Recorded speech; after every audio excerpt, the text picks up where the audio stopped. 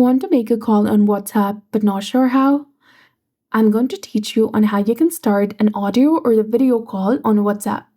So, in order to call someone on WhatsApp, you need to go ahead and launch your WhatsApp application on your device, log into your account, and tap or select the chat of the person where you want to start audio or a video call. Now, tap on the phone icon in the top of the screen. This will start an audio call, or the video camera icon to start a video call. Then just wait for them to answer, and that's all it takes to call someone on WhatsApp. If you want to go ahead and start a group call on WhatsApp, go to the group section and select the group.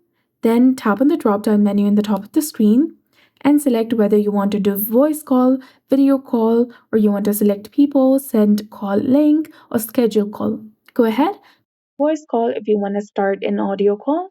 So that's it for this video. I hope you found this helpful. If you did, please like, share, and subscribe.